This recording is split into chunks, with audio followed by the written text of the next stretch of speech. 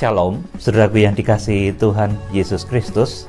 Kita bertemu kembali di dalam kasih Tuhan Yesus Kristus, di dalam persekutuan firman Tuhan. Saya akan menyampaikan mengenai penyakit gereja di akhir zaman. Penyakit sidang mempelai wanita anak domba Allah. Karena mempelai belum terbentuk secara sempurna, cemerlang, seperti Wahyu pasal 12 ayat 1 dan 2 itu, sekarang masih banyak cacat celah.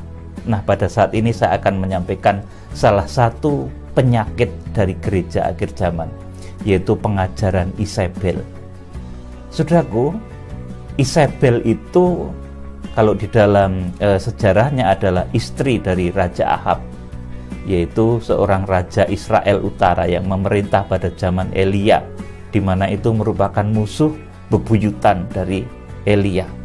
Saudara yang dikasihi Tuhan, nah di akhir zaman ini ajaran Isabel yang dimaksud itu adalah suatu ajaran yang mengizinkan terjadinya perzinahan, kemudian memakan persembahan berhala. Ini tentunya di dalam arti rohani yang lebih dalam yang akan saya sampaikan. Sebab kalau perzinahan secara jasmani itu semua orang sudah tahu, saudaraku, itu gampang sekali, saudaraku. Tetapi perzinahan rohani itu tidak kentara, saudaraku. Kalau perzinahan secara jasmani itu akan mengakibatkan penyakit-penyakit yang jasmani pula, saudaraku. Ada penyakit AIDS, kemudian penyakit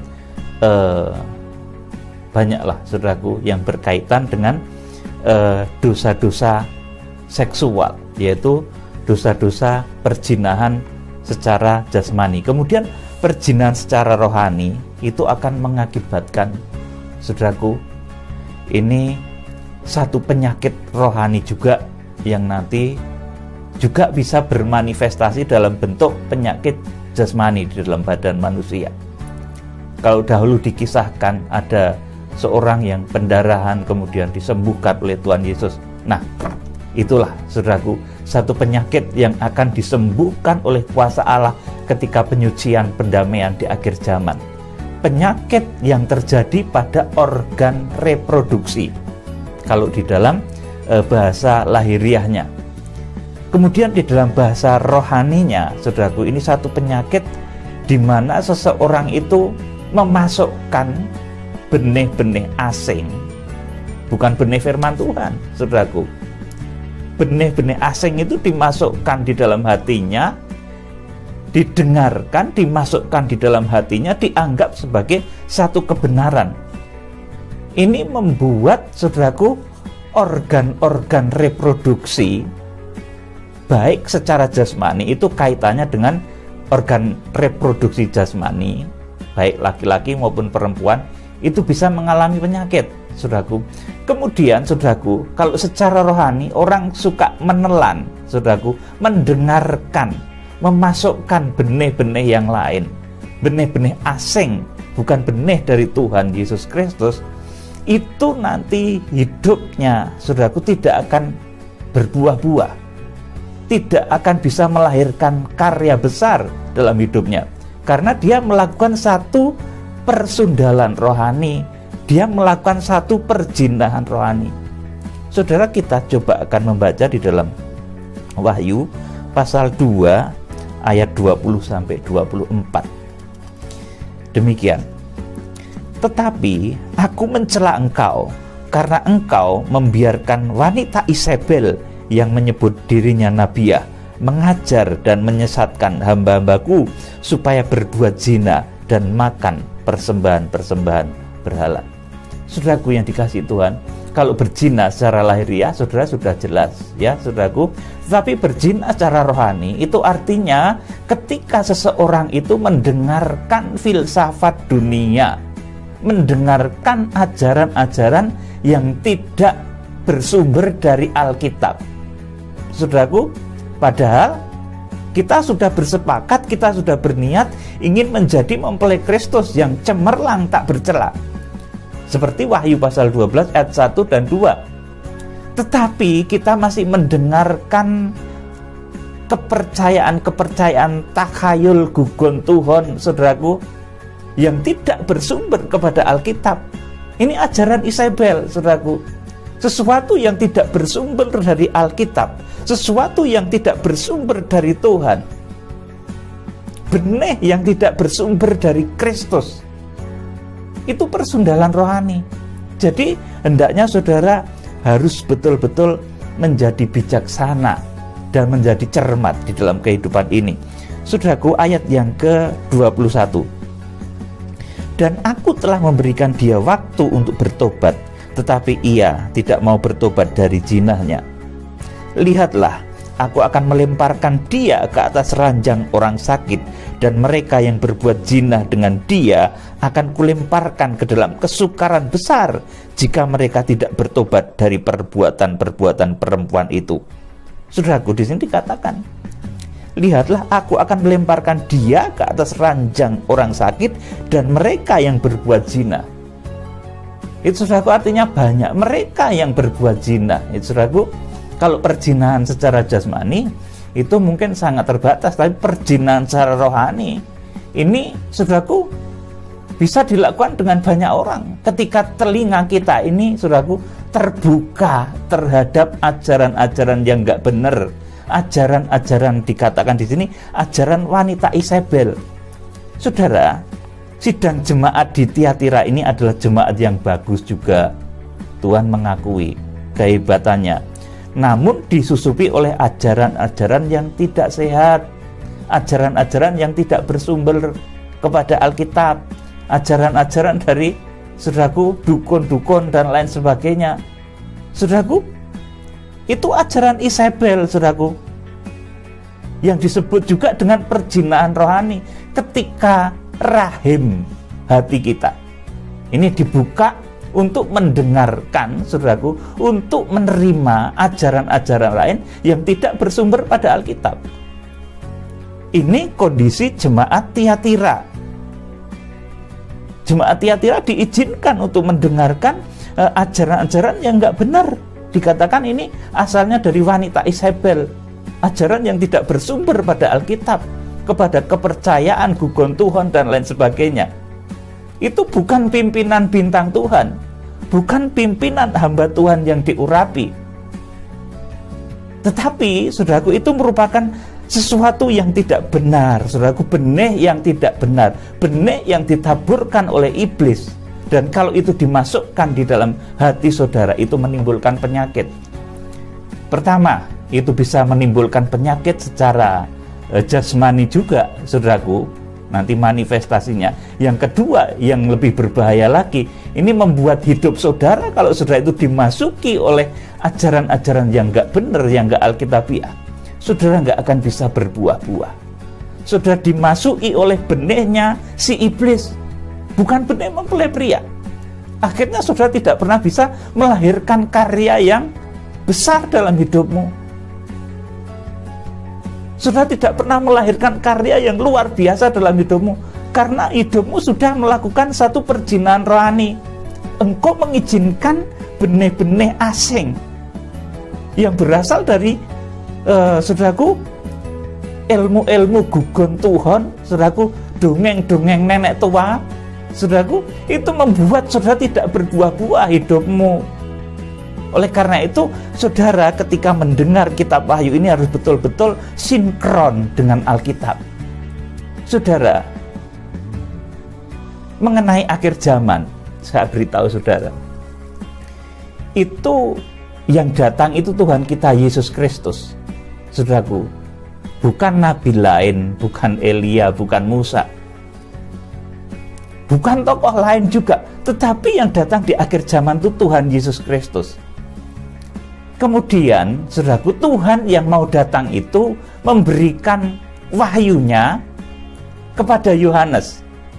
Saudaraku, wahyu tentang kedatangan Tuhan itu kepada Yohanes, bukan kepada orang asing.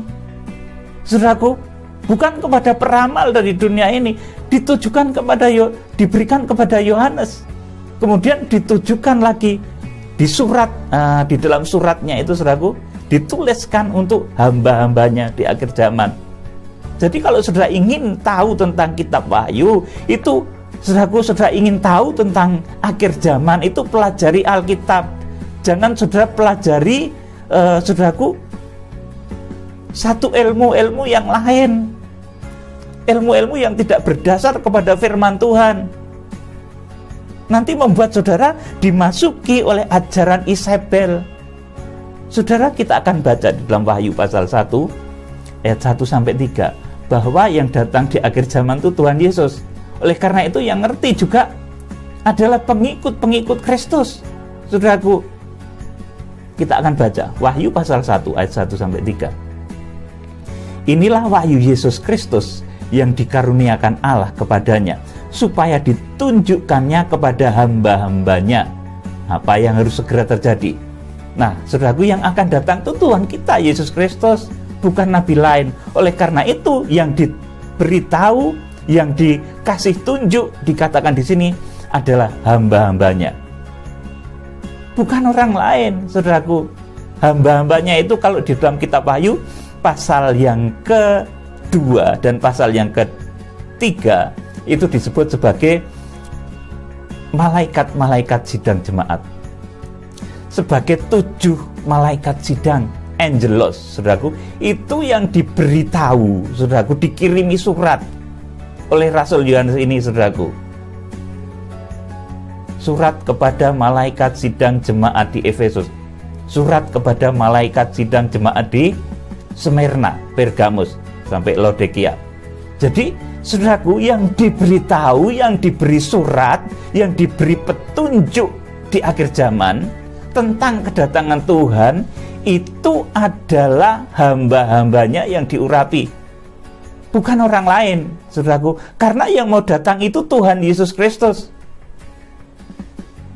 Saudaraku, yang mau datang itu Tuhan Yesus Kristus. Maka yang diberitahu adalah hamba-hambanya. Saya lanjut. Dan oleh malaikatnya yang diutusnya, ia telah menyatakan kepada hambanya Yohanes.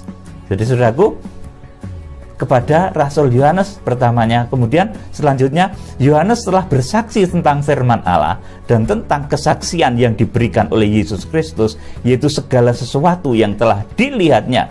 Berbahagialah ia yang membacakan dan mereka yang mendengarkan kata-kata nubuat ini dan yang menuruti apa yang ada tertulis di dalamnya, sebab waktunya sudah dekat. Ayat 3, saudaraku, perhatikan baik-baik. Berbahagialah ia yang membacakan. Artinya apa, saudaraku? Kitab Wahyu ini, saudaraku, diberikan oleh Tuhan untuk manusia yang bisa membaca. Saudaraku, manusia yang bisa mendengar dan manusia yang bisa melakukan kehendaknya di akhir zaman. Jadi kitab Wahyu ini, saudaraku, bukan ditulis untuk, saudaraku, makhluk gaib.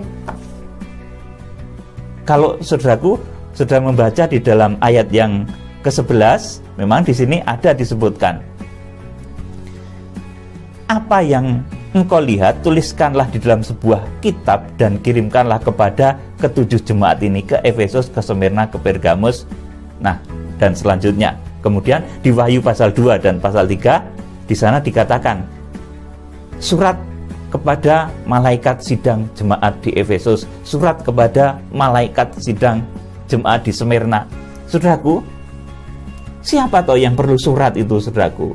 Yang perlu surat itu manusia, saudaraku, bukan makhluk gaib, bukan malaikat, bukan malaikat yang nggak kelihatan. Malaikat yang nggak kelihatan tuh nggak perlu kitab Wahyu, saudaraku.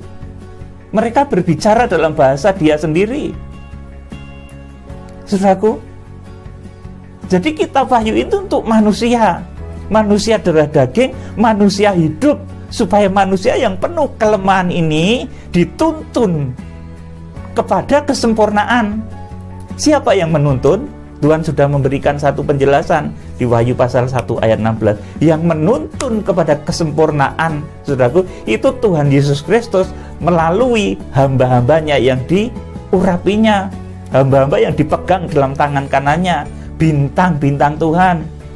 Saudaraku, jadi akhir zaman ini, saudaraku, kedatangan Tuhan Yesus Kristus itu diberikan oleh Tuhan kepada Rasul Yohanes, kepada kita semua. Rahasia akhir zaman ini dipercayakan oleh Tuhan kepada hamba-hamba Tuhan yang diurapi, teristimewa, yang diberikan mandat secara khusus, yang diberi surat kepada secara khusus oleh Tuhan. Itu adalah 7 malaikat sidang yang disebut sebagai malaikat sidang jemaat Efesus, Smyrna, Pergamus, Tiatira, Sardis, Philadelphia, dan Laodikia. Siapa mereka? Mereka adalah bintang yang digenggam dalam tangan kanan Tuhan Yesus. Wahyu pasal 1 ayat yang ke-16.